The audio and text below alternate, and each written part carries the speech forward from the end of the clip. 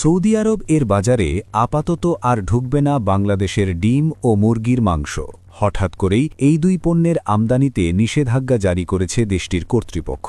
ফলে মধ্যপ্রাচ্যের অন্যতম বড় ভোক্তা বাজারে বড় ধরনের ধাক্কা খেল বাংলাদেশের পোল্ট্রি রপ্তানি খাত। তবে বিষয়টি শুধু বাংলাদেশের ক্ষেত্রেই নয়।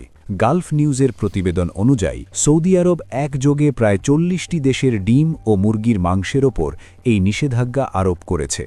প্রথমে অনেকের ধারণা ছিল হয়তো বাংলাদেশের কোনো বিশেষ কারণে এই সিদ্ধান্ত নেওয়া হয়েছে, কিন্তু পরে স্পষ্ট হয় মূল কারণ জনস্বাস্থ্যের নিরাপত্তা এবং বার্ড ফ্লু ভাইরাসের ঝুঁকি। Saudi food and drug authority জানিয়েছে যেসব দেশে পোল্ট্রি পণ্যে বার্ড ফ্লু সংক্রমণের আশঙ্কা রয়েছে সেসব দেশ থেকে সাময়িকভাবে ডিম ও মুরগির মাংস আমদানি বন্ধ রাখা হবে। আন্তর্জাতিক স্বাস্থ্যবিধি অনুযায়ী এই সিদ্ধান্ত নেওয়া হয়েছে বলে তারা দাবি করেছে। বার্ড ফ্লু বা এভিয়ান ইনফ্লুয়েঞ্জা এমন একটি ভাইরাসজনিত রোগ যা মূলত পাখি ও মুরগির মধ্যে ছড়ালেও মানুষের শরীরেও সংক্রমিত হতে পারে। অতীতে বিশ্বের বিভিন্ন দেশে এই রোগ মারাত্মক আকার ধারণ করেছিল। তাই যেসব দেশে সাম্প্রতিক সময়ে এই ভাইরাসের উপস্থিতি বা ঝুঁকি দেখা গেছে সেসব দেশের পোল্ট্রি পণ্যের ওপর কড়া নজরদারি চালাচ্ছে সৌদি কর্তৃপক্ষ। তাদের ভাষ্য, মানুষের খাদ্য নিরাপত্তার প্রশ্নে কোনো ধরনের ঝুঁকি নেওয়া যাবে না।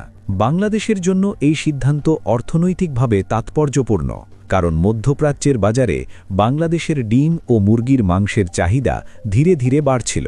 বিশেষ করে প্রবাসী বাংলাদেশিদের কারণে এসব পণ্যের বাজার তৈরি হচ্ছিল। ব্যবসায়ীরা আশা করেছিলেন সৌদি আরবের পাশাপাশি কাতার, ওমান ও কুয়েতের মতো দেশগুলোতেও রপ্তানি বাড়ানো সম্ভব হবে। কিন্তু এই নিষেধাজ্ঞার ফলে সেই সম্ভাবনা আপাতত অনিশ্চয়তার মুখে পড়েছে।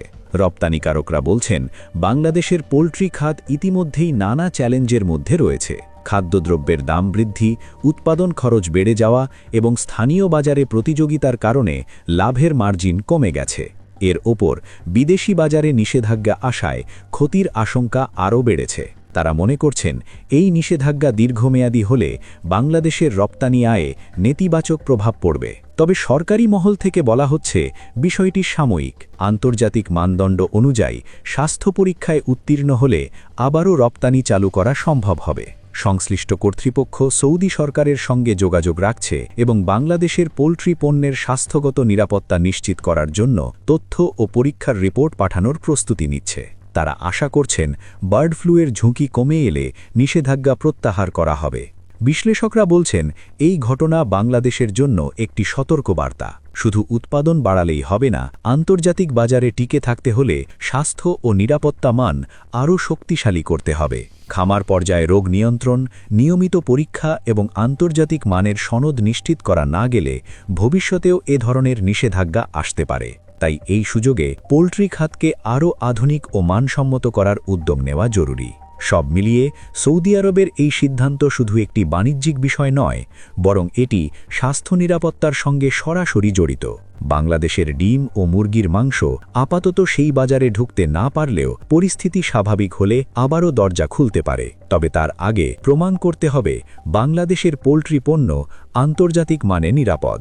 না হলে মধ্যপ্রাচ্যের বিশাল বাজারে বাংলাদেশের অবস্থান আরও দুর্বল হয়ে পড়তে পারে।